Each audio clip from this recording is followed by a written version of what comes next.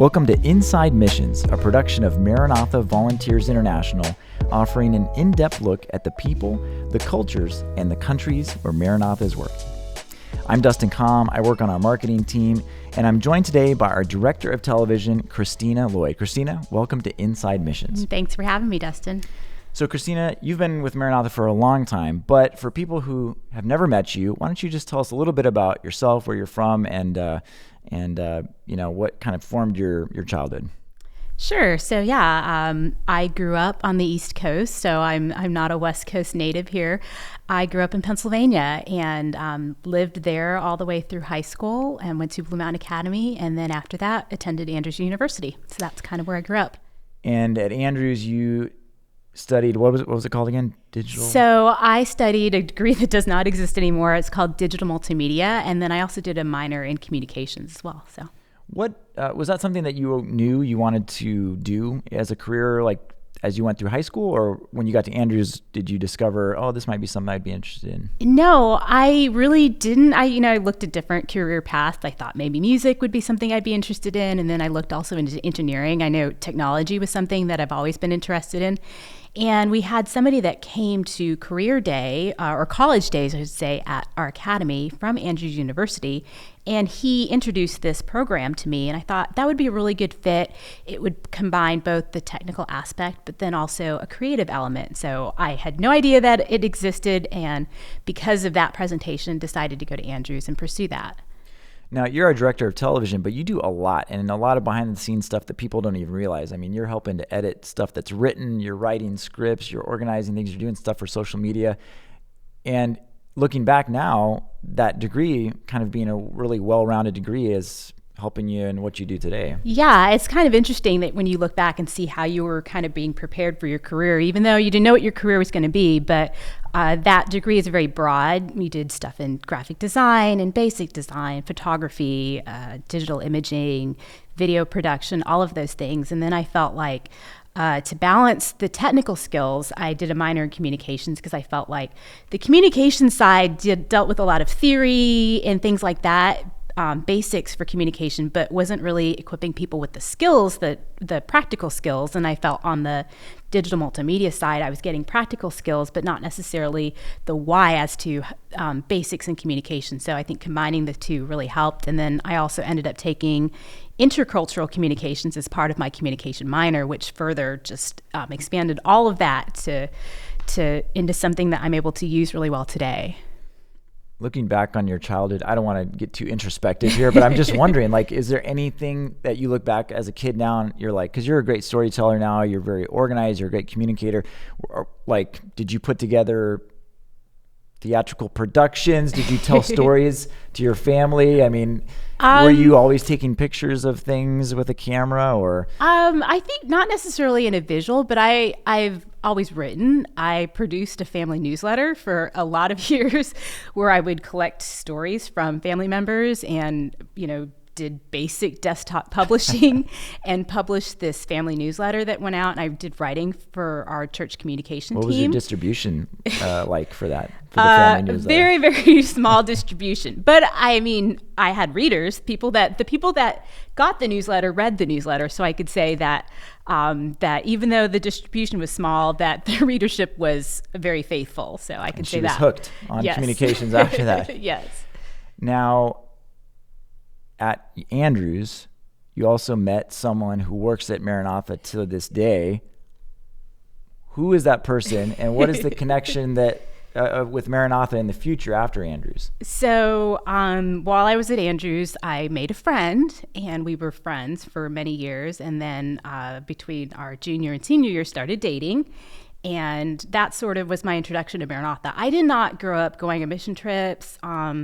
I had very little exposure to Maranatha. I can remember reading Insight magazine and getting the Ultimate Workout issue. It's probably my least favorite issue because I just did not see it as something I would ever do or be interested in, but didn't have a whole lot of exposure to missions or mission trips, but then met somebody that went on mission trips, and that ended up being my husband.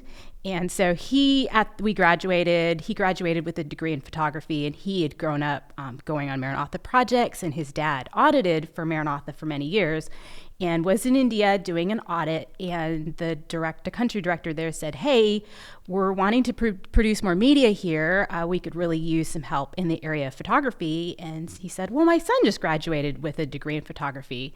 And so Tom went over to India for 3 months. We really didn't have a discussion about, we were dating at the time, but what does this mean? Are we having a long distance relationship? Well, I guess so, because you're moving to India for 3 months.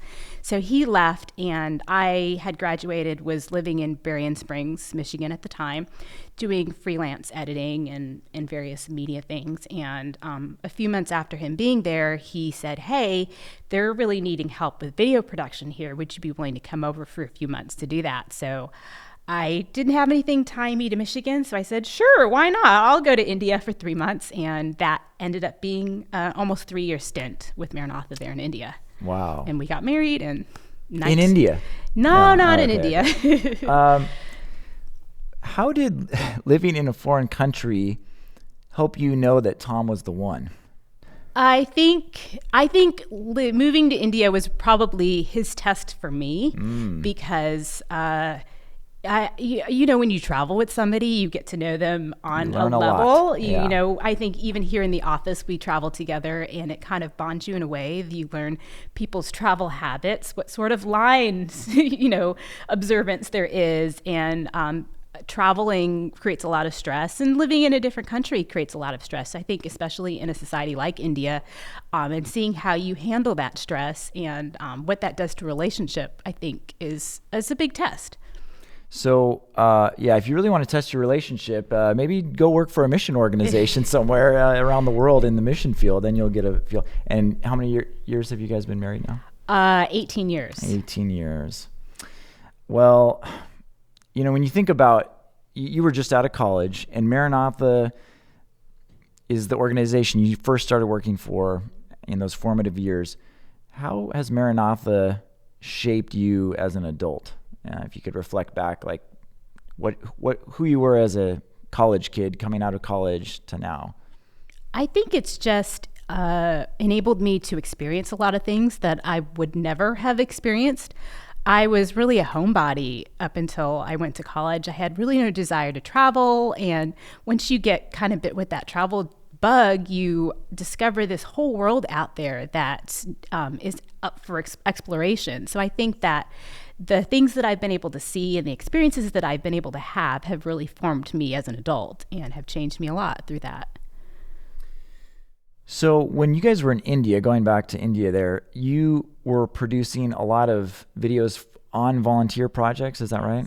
So at the time, Maranatha was doing a lot of large-scale evangelism and church construction in the country of India. So we would have teams of volunteers that would come over and conduct meetings. And as part of the marketing plan for that, we would go around and film what they were doing. They'd go to the villages and visit people. They would conduct meetings. They would dedicate churches. And the idea was, by filming them, we would edit the videos there on the project. And by the time they left on the plane home, they had a DVD in their hand. Back in the days of DVDs, they had a DVD in their hand so that the next Sabbath, they had something that they could share in their church about their experience. So that was kind of the idea. So it was a lot of times back-to-back projects, going from place to place, editing in hotel rooms and traveling with the DVD duplicator, but making sure that we had materials in people's hands when they left the projects. And what kind of technology were we using back then to film? And were we recording onto tapes? Yeah, it was, everything was tapes. This was like around 2000? This would have been 2005 to 2007, around that time period. And yeah, you're using tapes. The amount of equipment that we traveled with was kind of outstanding when you consider that a lot of that can all be done on a cell phone today. You can go with a cell phone, you can film all of that, you can edit, you can post to social media all on your phone. We were traveling with cameras and microphones and lights and laptops and decks to ingest the footage into the computer's hard drives, all of these things, DVD duplicator, a DVD printer so that we could print personalized photos and images on the DVD to hand to them. So it's kind of a cool service that it provided to those volunteers. It is. It was kind of, when you look at the role that social media plays now and being able to share things, that was kind of a precursor to kind of what we do now on social media. Would you say that the overall production process, from that standpoint of all the equipment and all the logistics of producing back then, has gotten a little bit easier in that sense? Or for sure. I mean, I think I can see both sides. Yes, we can all do that from a cell phone now, but I think that the expectation is a lot higher now to have something ready to go right away. And so the stakes are a little bit higher now than they were back then. And the production quality that you expect now is a little bit better because we have better tools at our disposal. What do you miss most about living in India? I would say the people. We made some really, really special friends when we were there. It's not an easy place to live, but you kind of, if I could say, trauma bond with people. And they become your family because you're working day in and day out with all of these people. So I think that's probably what I miss the most. And when you lived there, you mentioned 3 months to start. I remember you telling me in the past that you would have to leave the country to then come back in. So what kind of a visa situation were you working with? At the time we were on tourist visa. So a tourist visa enables you to be in the country for 6 months at a time, 6 consecutive months. So every 6 months we would have to go somewhere, re-enter again. And it was going well. So then they said, come back and we'll do it again. And sometimes it was just, we just go to like a neighboring country. Yeah, neighboring country. It was never a situation where it was like we were not sure we were going to be able to come back. It was just a formality based on the visa that we were on.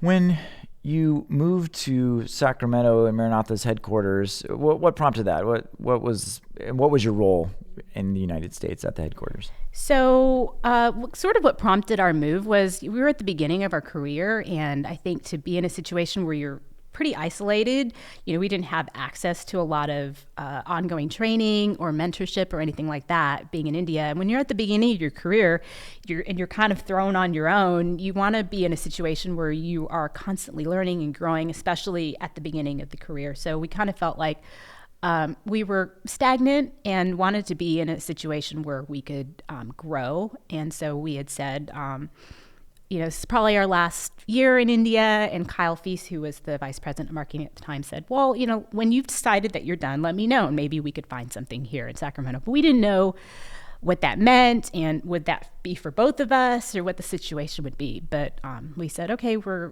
done with India. What are the possibilities? And at that time, our TV show, Maranatha had started a TV show, Maranatha Mission Stories, in 2004.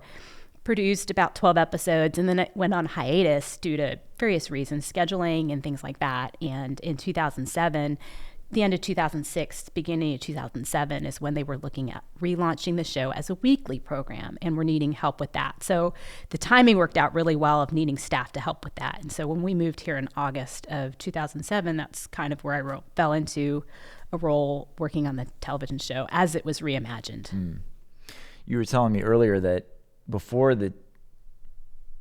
Maranatha had a show, we were producing content on it for VHS, right? So those would be produced, they'd be sent out. What were those videos like? I mean, what was the content like?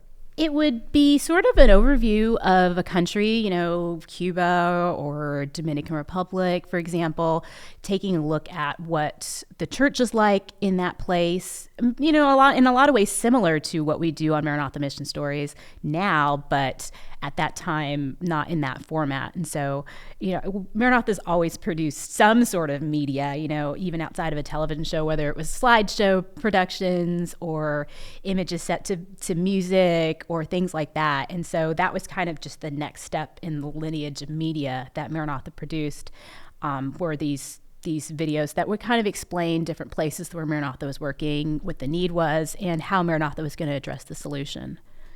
Those initial shows, what were they like? What was the format? It was, it was just voiceover and, some interviews with local people, kind of an introduction to the area. So kind of similar to what we do on Maranatha Mission Stories, but with a TV show, we have a really specific format as far as the time slot that we're trying to fill. And on the tapes, there's not that kind of constraint. So a little bit more open-ended. Yeah.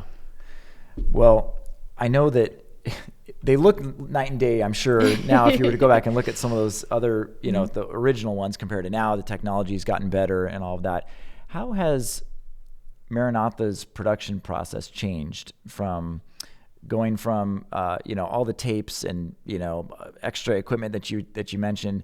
Did we do any studio shows back then? Yes. Oh, okay. The really up until 2014, the show has always been mainly a studio-based show. We went to more field production in 2008, but the heart of the show has really been a studio show for the majority of the existence. So, yeah. So you moved from India, you come back to Sacramento here, and you're doing the same sort of thing, shooting, editing for the show. Yeah, and this was more, I think, storytelling. The stuff that we were doing in India was just really capturing the volunteers' experience. It wasn't extensive, really refined storytelling. It was just capturing their experience, following them around, getting sound bites from them, and getting something small that they can go take into their churches. So that was the main push. Whereas working on the television show, you're looking at, okay, what stories best promote a certain area, explain what Maranatha's doing, explain the need, transport people there. It's just a little bit more refined when it comes to storytelling. Talk a little bit more about what the different types of episodes are, because we do a large number of different kinds of stories, but they all kind of fit into different categories. What are some of those categories? I think overall, Maranatha Mission Stories, our sort of motto is the story is king. We want to make sure that everything that whether we're trying to explain the need for churches in India or wells in Kenya, that we do that in a format that is storytelling, because I think that's what really grabs people. I can tell you that we need churches in India and we need X number of churches, but it's going to be more compelling if I tell you about this person and their conversion story, maybe their struggles, what their life is like in worshiping in India in their current structure. So I think regardless of what the format looks like, that's kind of the basic foundation of what our TV show is about. But a lot of the shows are field production where you have a large 30-minute arc and you're trying to figure out what is the overall story that I'm trying to tell in that 30 minutes? And sometimes we split them into shorter segments where it's like, okay, we're going to talk 8 minutes about this, 8 minutes about a different story, but then we're still trying to tie them, to find a commonality and tie them together somehow so that it makes sense for the viewers. But overall, it's about telling good stories and finding good stories. And when we go out in the field, how are we telling these stories? What are the roles of the different crew members that are on these trips? So every trip has a producer, and I think they're kind of the glue that holds the whole thing together. Their responsibility is to plan and outline the trip, plan the trip, work with our local in-country staff to see, okay, what are the areas where we're going to visit? What's the schedule for the trip? What's the itinerary? What are the goals? All of those things. And then they work with the videographer in capturing those. So when we go into a place, sometimes we know what the story is. Sometimes we know, oh, this is our main featured person. We're going to interview them. And we know the basics of the story. But sometimes you're landing in a place and it's just kind of keeping your ear to the ground, talking to people and figuring out what's the angle here, what's the story. And I think that's really the role of the producer, and a skill that you develop is figuring that out. What's the angle? What's the story? I think a lot of people think that anyone that works at Maranatha is just going out on mission trips. Mm-hmm. What is the difference between when our media team goes out on a trip versus to show the need of an area versus when we do cover a mission trip that's happening? So if we're going to cover need, we're going into places where maybe Maranatha hasn't begun building yet, and showing what is the before, sort of the before of the story. What is it like for the congregation to worship? What are their needs for water? What are their needs for education? All of those things. So we're dealing directly with local people and hearing their stories, hearing the need there, and sort of building a case for why Maranatha is needed there, why support is needed there, what could help look like. and what are the possibilities, what are their dreams. If we help them, what is the impact that's going to be made in that place? So a lot of our trips look like that, where we're just going and telling stories that portray need in a place. And then sort of you have the in progress might be the mission trip, where you're following volunteers as they're helping to build a church or build a school and following their transformation as well. And then sometimes we get to go back later on and say, hey, this church has been here for 10 years. What impact has that made in that community? And that builds even further case for the need for Maranatha and the impact that our volunteers, our donors, or supporters make in different places. What do you enjoy most about producing these stories? I think it's just the unpredictability of everything. I think you do not know what you're going to land into. And it's that you get on the ground and you just start sensing, okay, what's the story here? I think that every day is different. You never know what you're going to find. And I think that is really what I enjoy. And because it's not predictable, you don't know. Some days you're like, oh man, we didn't really hit on dynamite stories today. But then tomorrow's a different day and you might get to find something else that totally, okay, I know that we are going to make a difference in this place. So I think that's the thing that really gets me going. I think, and I've been able to produce a few television episodes for Maranatha Mission Stories. I think one of the most thrilling and like challenging, scary things is before you even like step out of the vehicle, when you get to that site and you're like, there's no episode about this. There's absolutely nothing. We have to create this. Yes. We have to find the people. Yes. We have to find the details. You're starting from scratch. Yeah. And it's a little daunting at times, but it's also kind of exciting, I think, too. Yeah. And I think as the producer, it's a big responsibility because you're responsible for knitting all of those pieces together. You can capture all of the footage, all of the photos in the world, but if there is not something that brings it together, you have nothing. And so I think that's a big responsibility when going into it, to have a plan and to be doing, yes, figuring it out while you're there, but figuring it out in a systematic way to make sure that you have all of the elements that you need to adequately tell the story. Oh, by the way, you're not just doing television, right? There's other responsibilities that you have. What are some of the other jobs? Yeah, that you well, have to I do? think as media evolves, the list of deliverables that come out of a trip is growing and growing. We're doing more for social media. We're doing more for different types of media that we're producing. It's not just television shows media. It's not just those stories. Sometimes it's thinking of those stories that it's one story, but thinking of it from different angles. How would I tell this story for social media? How am I telling the story for television? How am I telling the story for print? All of those things. And photography. You're taking photos usually as well. Yeah. Sometimes you end up writing things after the fact about the trip. It's a lot. We're a lean team.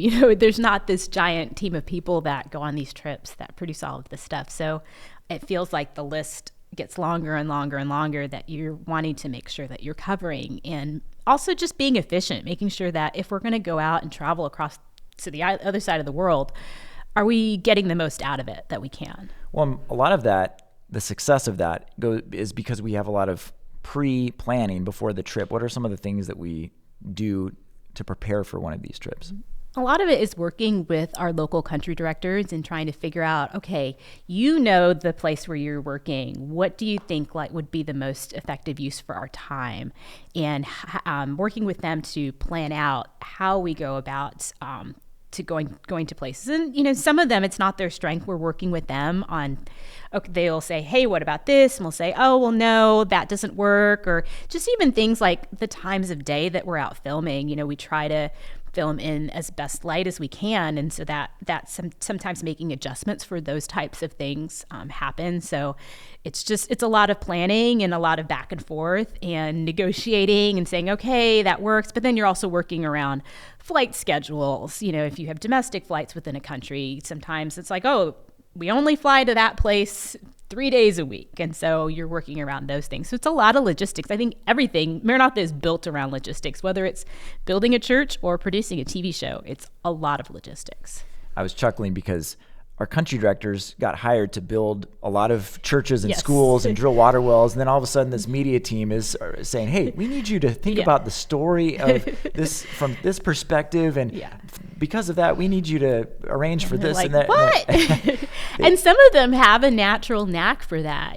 Some of them just naturally have an ability to think in that way, but that's not their primary purpose. That's not what their job. It's not in their job description. But yeah. So if there's someone in a new role, sometimes there's also a little bit of element of training to just give them a picture into how we operate and the things that we're looking for. Yeah, and I think it comes down to communication and making sure that everybody's on the same page. That I want to make sure I'm over communicating. Okay, is this taken care of? Are we on the same page for this? This is what I think is going to happen. Is that what you think is going to happen? And so that everybody is working under the same assumptions. So, speaking of assumptions, I don't know if there's any misconceptions about our television show or what we produce or anything, but are there that you think that are out there? I think probably a large misconception just about media in general is just the amount of time it takes to produce media and the amount of media it takes to produce media. When you look at a 30-minute television show, that's not 30 minutes of filming, that's hours and hours and hours of filming. We're filming interviews with people to find those little nuggets of the story that can be best used in the story. And then also figuring out, how am I going to illustrate that? If I have an interview with this person and they're talking about what their life is like, well, I want to show the viewer. It's not a radio show. It's a television program. I want to show the viewer this is what life is like for them. So after the interview's done, it's like, okay, take us and show us what life is like, and then going and filming all of that. Coming back, there's an organizational part of it. We keyword all of our footage. We have a database that where all of our footage lives, and we keyword it so that anytime anybody needs it, it's easily accessible, and they can just type in a keyword on the site or a trip or a country or an activity, and they're able to pull that up. So there's an organizational part of that, and then writing a script and editing the episode. It's a lot of time that goes into producing something. Writing the script, I think one thing I run into is people don't really maybe understand the writing aspect of it. Well, you just take the clips that you filmed and then you put them in the order that you want. Well, all of our interviews are transcribed, I should say. So we take those translated if they're different language. And then the writers take those words and put each phrase in the correct order that will best tell the story. And then the editor takes those words and places them into the right place on their timeline. So a lot of work that goes into it. Yeah, and figuring out what is most effectively conveyed by the person themselves versus something that I could use narration to convey. Sometimes it's like you want to use that person and their words to convince the person that this is their reality, as opposed to I could use narration to say life is like this for this person. That's a good word, to convince. But yeah, I think hearing it from that person as much as possible, I think a lot of it is giving a voice to people that wouldn't ordinarily have a voice. These people that we're interviewing, they're not, we're not going around and interviewing high-level officials. They are just ordinary people that need our help. And so giving them a voice and allowing their voice to be heard is a lot of it, and choosing the best way to convey their message and making sure that we are accurately portraying their thoughts. I consider that a big responsibility. I don't want to inaccurately portray somebody's plight, just for our own personal gain. So I think that's also important. Absolutely. I think one of the most humbling things about this job for me is that these folks welcome us into their homes, usually. They treat us as honored guests, and we're able to get a picture into what life is like for them. And it is a responsibility to make sure you're staying true to that. Yeah, I always think of it from the flip side perspective. If somebody came to your house and say, somebody was wanting to build a new church or a school for your kids, and they showed up at your house and was like, oh, I want to interview you, and then I want you to take me around and show me your life, how would I handle that? So I think one thing that I've really learned is trust building is important. I think earlier on in my career, it was like, okay, the light's dying, we got to go, go, go, go. But I think taking a moment to just build that relationship gets you so much further. They will open up so much more because they trust you. Building that rapport, I think, is really, really important. So I think that's something that I've really learned. How many hours of footage on average, if you had to ballpark it, do you think that we film for every 30-minute episode? I don't know. I mean, just to give people it's definitely more than 10 hours, right? Oh yeah, for sure. So for sure. Yeah. I mean, north of that. Yeah, I could probably give a better metric in gigabyte or terabyte. Yeah. Yeah. But yeah, it's a lot of, and not everything sees, some stuff gets left on the cutting room floor, not everything is used for the television show. We might use some things for our convention or for other promotional materials that we're producing. So there's a lot more that gets used for other things. I've been on some volunteer projects and they were just like, you're filming all day, every day. Like, how are you going to get this down to a 30-minute episode? And I'm like, that's and I think it's also, it's knowing what not to film too, it's knowing, being a little more selective. Exactly. Yeah. And I think a little bit of being a little selective can save you time down the road, but you also, it's that balance. You don't want to miss something, you want to be there when something happens. So you talked about building that rapport with people, and sometimes it may be in a different language. Have you ever had any sort of misunderstanding that has occurred because of a breakdown in the language barrier or just cultural, Absolutely. I think just cultural norms. I think for me in India, I had 2 separate occasions where I was mistaken for a man, just because in their mind, pants plus camera equals man. And so I spent an entire day with somebody, and then at the end they were like, oh, I didn't realize you were a woman, So I think that, I think it's not even just a language thing. It's just a lot of times I'm holding a position that in other cultures is just not seen. And so I think just that blows people's minds sometimes. But I think that I see it as an advantage too sometimes, as a woman, being a lot of the people we're serving are women. You look at wells that we drill, who are the people that are getting the water? It's women. When you look at people that are developing churches and establishing churches and filling the churches, they're women. And so I think that I am able to build a rapport because I am a woman. So I see that as an advantage, totally. I think traditionally in your industry, media production, videography, photography, there maybe hasn't been as many women as men in the past. What has that experience been like for you to be in this kind of work as a woman, not necessarily in other countries and the cultural stuff, but just in a more male-dominated industry? I think it makes you tough, because there's an extra layer of fighting to be respected. Sometimes I can't say that I've experienced that among my colleagues, necessarily, but I think that it's kind of that same assumption, I think, in the medical field. Oh, you're the nurse, you're not necessarily, oh, you're the one in charge. So I think that, things are definitely changing though, and I think I use it to my advantage, because I think that I am able to accomplish certain things because I'm a woman that men can't do. So I don't see it as a disadvantage, and I don't think that I think for sure it is a challenge, but I don't know that in my experience it's stopped me or held me back that much. So when you think of all these trips you've been on, all these different stories you've covered, what could you pick a most memorable trip?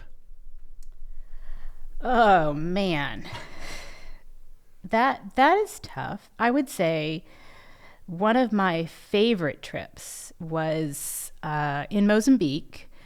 We started drilling wells there, and we did a trip where we embedded with the well crew and we camped with them. And so we were living in the villages where they're providing water. And as you're going from place to place, we're a big convoy, there's lots of vehicles and they all say Maranatha on the side. And it was like a big parade, and it just makes you really proud to say, hey, I'm a part of this thing that is bringing life to these communities. And living in the villages with them and seeing what the plight is, and then saying, oh wow, that's no longer an issue. I think that you can't not be impacted by that. So I think that's probably one of my most memorable trips. They're all memorable for one reason or another, and but that one, that sticks out. It makes you proud. Yeah, for sure.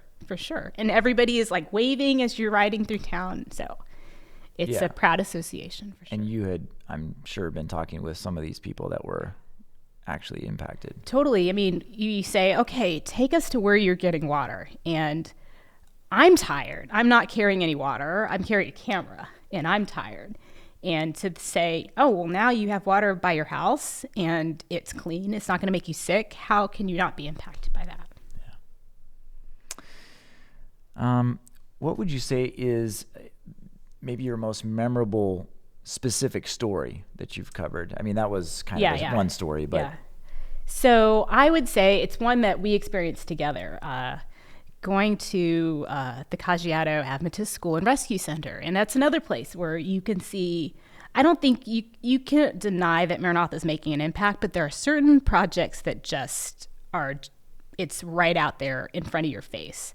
And on that trip, you know, you're always planning as part of the production. It's like, okay, we're going to do this on this day, we're going to do this on that day, and things always get shuffled around. But for some reason, we ended up in a particular village on a particular day.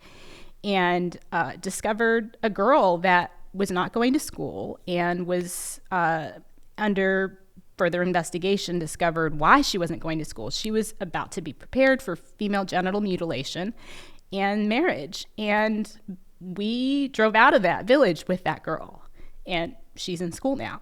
And that's just a really, really tangible evidence of impact. And you think, if we hadn't gone to that village, or if we had chosen not to do that trip at all, what would have happened? You know, what would the story be? It would be very different. And so that's very, very memorable. It's memorable for me too. It was my first Maranatha trip, and we're at this school that is rescuing Maasai girls who are, you know, as young as 6.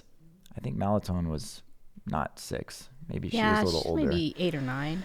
But I don't know. Were you with her when she got the news, or? Yeah, we were like. Because I was not.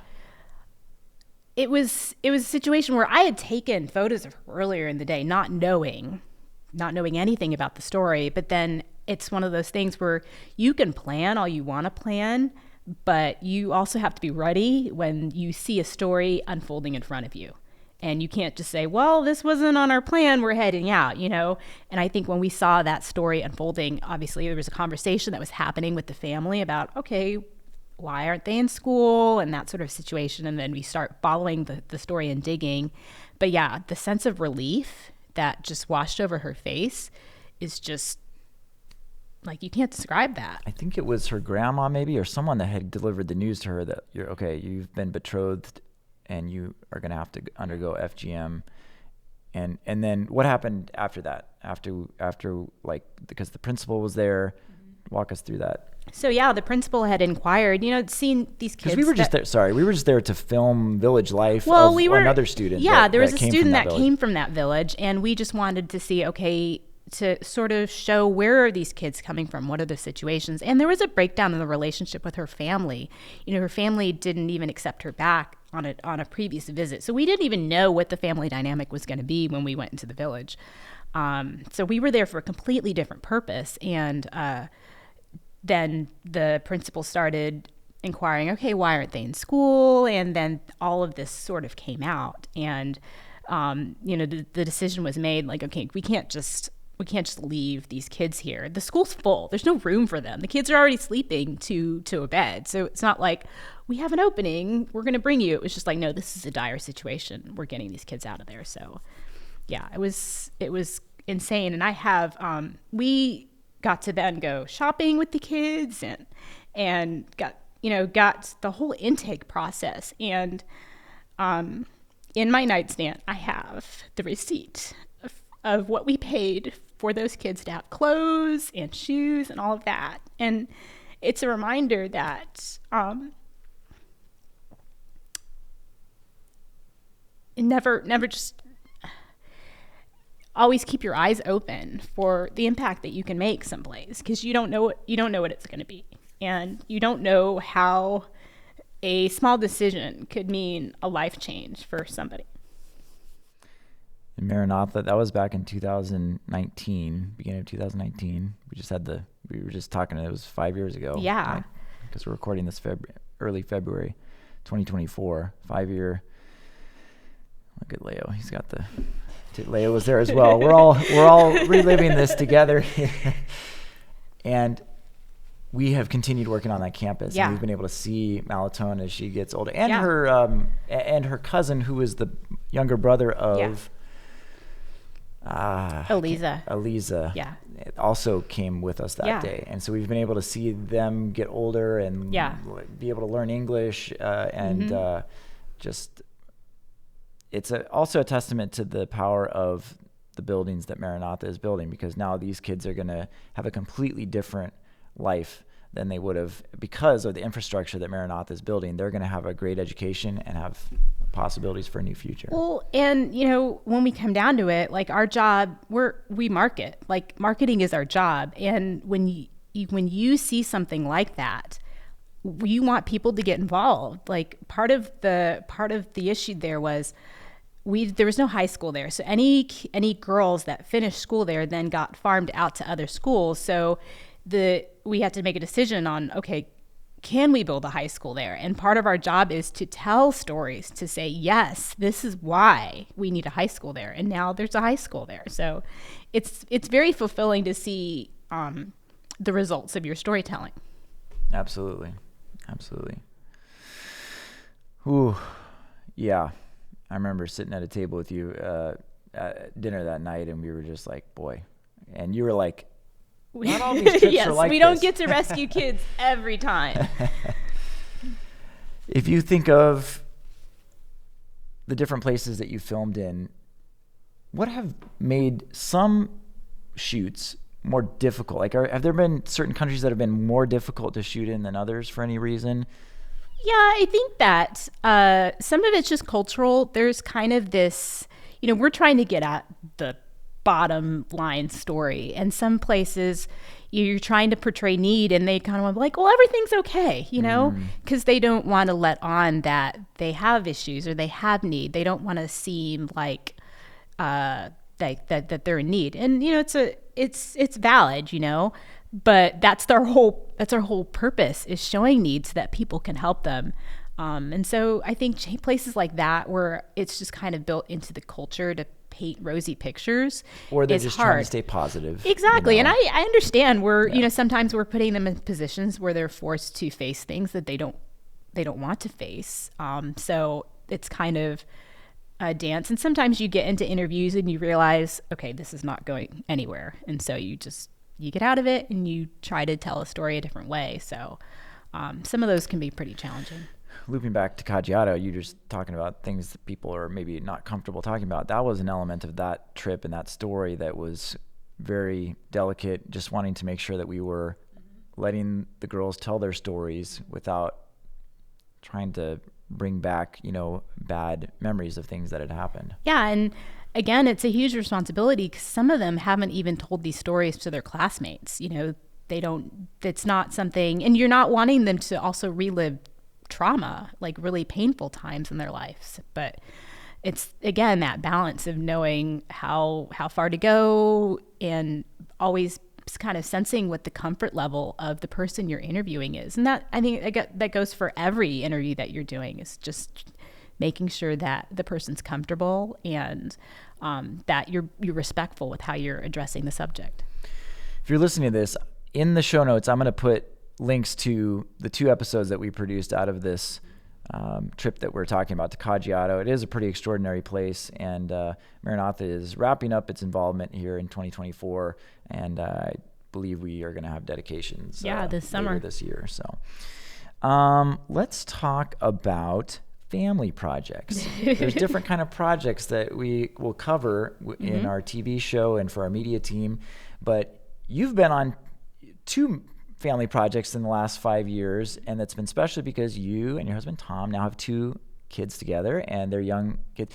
the first one was 2018 Yes. in India. So, yeah, we did and Christmas Family Project then. You took your 2 kids. Your son was young. Was he like 1 or 2? He was like 1.5. Yeah. And there's a picture of Christina shooting an episode for Maranatha Mission Stories with her son in a front carrier. Yeah. What was that like? It was challenging, a different sort of challenging. I think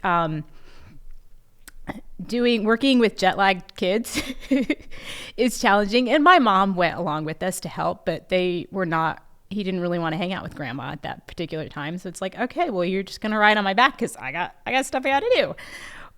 But it was interesting because we went back to India, and to be able to take the kids to some place that was such a big part of our life. And if you know anything about Indian culture, having children is a big deal. I swear that Indians know 9 months after you've been married, you start getting questions about, oh, have you thought about kids, and where are the kids, and all of that. And we waited almost 10 years to have kids, which is mind-blowing to India, So there were a lot of people that had been praying for the existence of these children. And so to take them back to meet some of those people was really special. Show the proof. Yes, yes. Yeah. And it may have been too hectic at the time, but was it a kind of surreal moment for you to bring kids back to the place where you... And I think people thought, I cannot believe that you would take your kids to India, but I think India is so kid friendly in a lot of ways because they value kids, in a lot of ways, especially little boys. My son got absolutely spoiled because they're seen as, lineage. And so it was very kid friendly for them, and they had just an awesome experience. And recently you went on another family project to Peru, and you weren't just taking your whole family on this one, you were also leading the whole project. Yes. So what was that like? That was really enlightening. I think because we don't normally lead projects in the marketing department. I think most of us have at one, or some of us have, but it's not a normal thing that we would do. Not at all. And in this case, they were needing leadership for the project, and I said, well, I might be interested. And so we started a conversation about what that might look like. And I think family projects are some of the most impactful projects that we do, because I think that showing families of all shapes and sizes what service looks like is just really impactful. And I think the day camp that we do, showing kids what culture is like in a place, I think everybody should do day camp, because I think the activities that they do open a completely different world of what the place looks like, and informs your mission experience as well. So we were outside of Cusco, Peru for Christmas, and it was a lot of fun. It was a lot of work, adding the responsibility of leading the project, but it was a lot of fun too. And your kids were, 5 years older, so now they were able to maybe help a little more tangibly on the work side. Oh, yeah, totally. They had so much fun, and I was excited not to have to carry diapers or pack and play or anybody on my back. So, That's always helpful. Yes. It was definitely, you could see the impact in them as well, a little bit more than a 1-year-old and a 3-year-old. Yeah. So. What did that mean to you? It was really cool to see how excited they were, particularly Oliver. He loved the job site and just was mad when we took him from the job site. So I think it was really cool to see that, something that's been a part of our lives for so long, be a part of their lives as well. Yeah, I was going to say, is that something you thought about during the project at all, or it's probably too hectic during the mission trip to think about it, but after, did you get to reflect and be like, wow, we've been a part of this organization for a couple decades, and now our next generation of our family is also being a part of it. Yeah, and I hope that, it's not something that you want to force on them, but I hope that that's something that they enjoy. Service is something that they enjoy, whatever that looks like in their lives. I hope that serving others is something that it's part of their lives. Well, did you talk about what you were doing on that project? Like what the goal was? I don't remember if you mentioned it. No. So that particular family project, we built a church for a congregation that was high up in the mountains in Peru.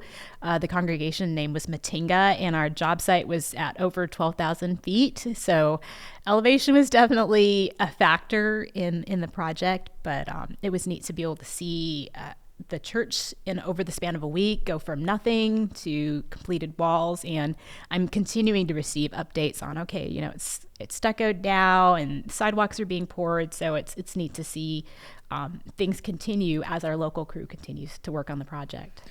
You haven't gone on projects often as just a volunteer. And of course you did some things for our marketing department, but you didn't have to produce a TV episode. Yes. And so what did that mean to you to be freed up to kind of just experience it more like what most people experience it like?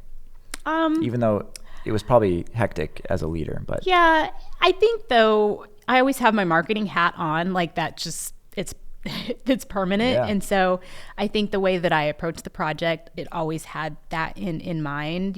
How do I get these people excited about Maranatha and excited about supporting Maranatha and being involved in Maranatha? So that's always kind of an underlying layer in everything. But it was neat to see a different perspective on how all of the different departments within our organization have to work together to make something like that happen. It requires marketing to promote the project, to get people on the project, the volunteer services department to make sure that all of the arrangements that have to happen to make the project itself happen. From the volunteers' perspective, there's a lot of details there. That's important. The construction side of things, we're making sure all the materials are there and that we're building properly. All of these things have to come together, and it's a lot, but working together, we can pull something off that's pretty great.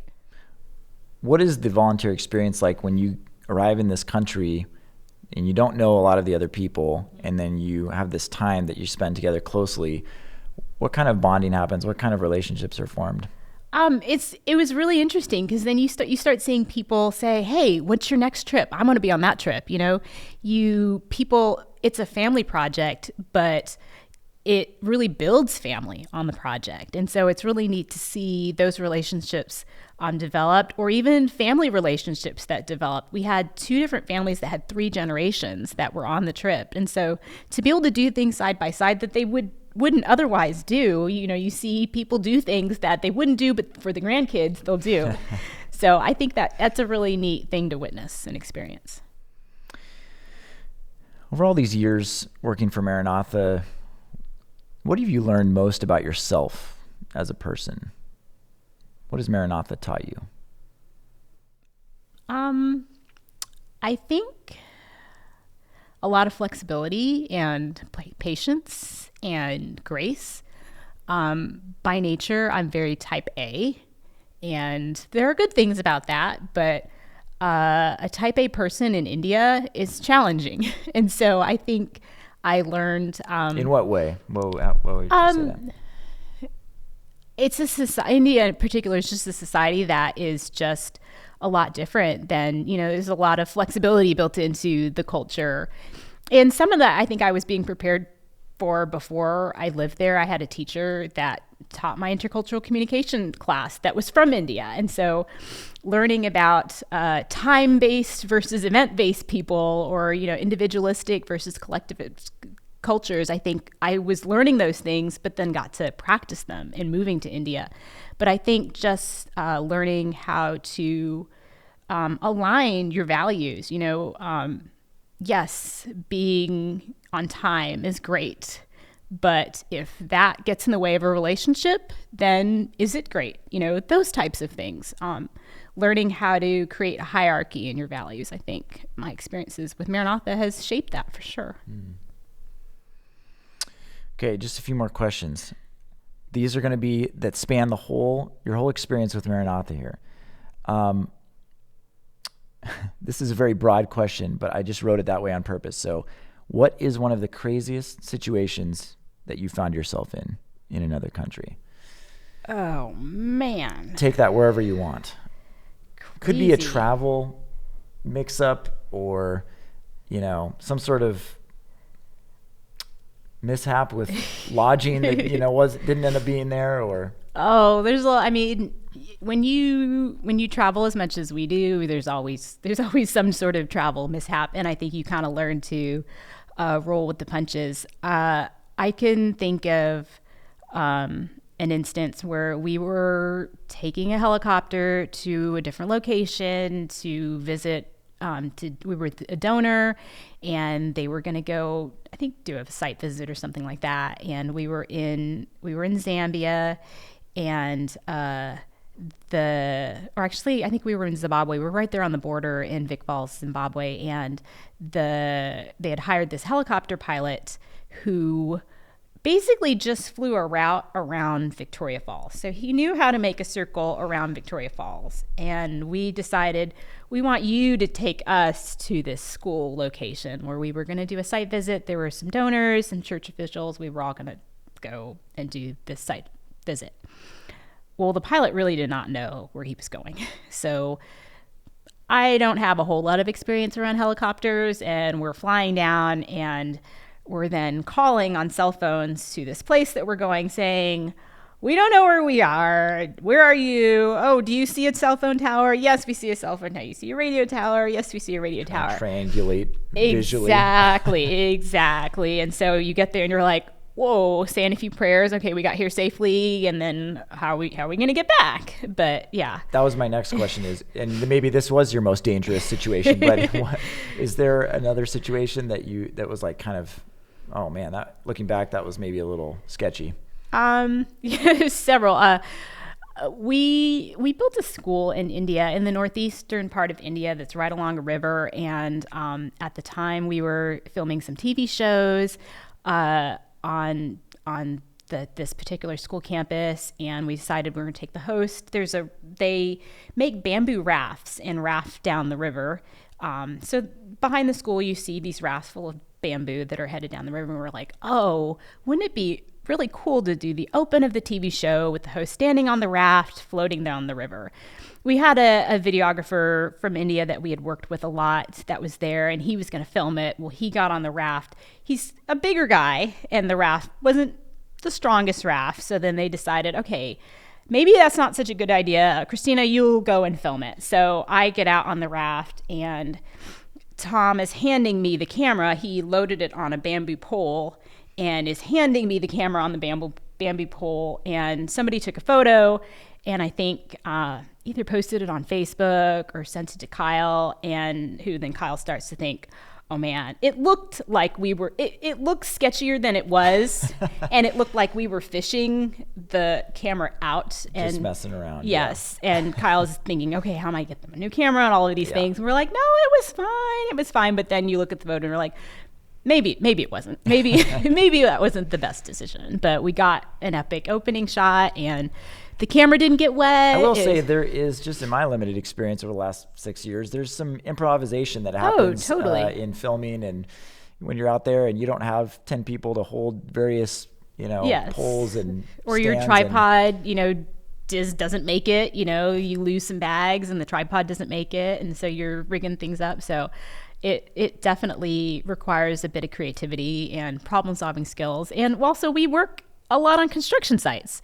So we have people that can build things. So if you need something, sometimes they can help you rig something up. Okay, last question. What are you most excited about for the future of our media team and the things that we're producing?